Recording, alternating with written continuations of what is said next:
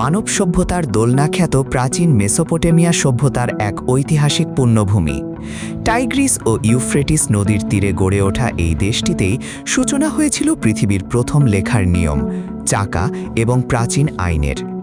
পর্যটকদের জন্য ইরাক হল ইতিহাসের এক জীবন্ত প্রবেশদ্বার, যেখানে আরব্য রজনীর বাগদাদ শহর, ব্যাবিলনের ঝুলন্ত উদ্যানের স্মৃতি আর প্রাচীন ইসলামের গৌরবময় নিদর্শনগুলো ছড়িয়ে আছে। বর্তমানে দেশের নিরাপত্তা ব্যবস্থার ব্যাপক উন্নতি এবং পর্যটন বান্ধব পরিবেশের কারণে সারা বিশ্ব থেকে ইতিহাসপ্রেমীরা আবার ইরাকে ভিড় জমাচ্ছেন। ইরাকের পর্যটনের প্রধান আকর্ষণ হল প্রাচীন ব্যাবিলন শহর। রাজা নেবুচাঁদনেজারের তৈরি এই শহরের বিশাল ধ্বংসাবশেষ, ইশতার গেটের কারুকার্য আর প্রাচীন রাজপ্রাসাদের দেয়ালগুলো আজও দর্শনার্থীদের মুগ্ধ করে।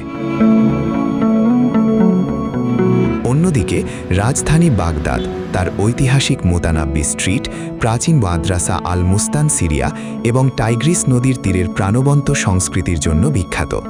পুরো শহর ও পর্যটন স্পটগুলোতে এখন তুলনামূলক উন্নত নিরাপত্তা ও আধুনিক যাতায়াত ব্যবস্থা নিশ্চিত করা হয়েছে। স্থাপত্যের আরেক ঐতিহাসিক বিস্ময় হল সামাররা শহরের সর্পিল বা প্যাঁচানো মিনারের মসজিদ, যা ম্যালউইয়া মিনার নামে পরিচিত।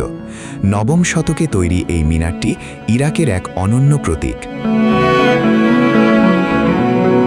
এছাড়া কারবালা ও নাজাফের পবিত্র ঐতিহাসিক মাজার ও মসজিদগুলোর আধ্যাত্মিক পরিবেশ এবং অসাধারণ পারস্য ইসলামিক স্থাপত্যশৈলী দেখার জন্য প্রতিদিন লাখো মানুষ আসেন। দেশের দক্ষিণে অবস্থিত মেসোপটেমিয়ান মার্শ বা জলাভূমি অঞ্চল প্রকৃতিপ্রেমীদের জন্য এক অনন্য ও সম্পূর্ণ ভিন্ন রূপের অ্যাডভেঞ্চার। ইরাকি জীবনযাত্রায় তাদের বিখ্যাত মাসকুফ বা টাইগ্রিস নদীর কয়লায় পুরানো মাছ, খুরমা খেজুর এবং কড়া অ্যারাবিক কফি পানের সংস্কৃতি এক বিশেষ ঐতিহ্য বহন করে।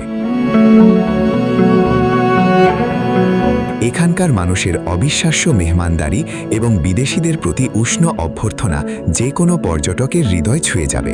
সভ্যতার আদিম শিকড় আর ইতিহাসের এই মায়াবী রূপ ইরাককে করেছে অনন্য।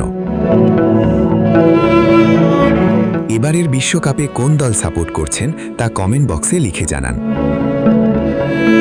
আর পরবর্তী পর্বে সিল্ক রোডের জাদুকরী শহর ও নীল গম্বুজের দেশ উজবেকিস্তানের পর্যটন শিল্প সম্পর্কে জানতে চোখ রাখুন বাংলার কলম্বাসে।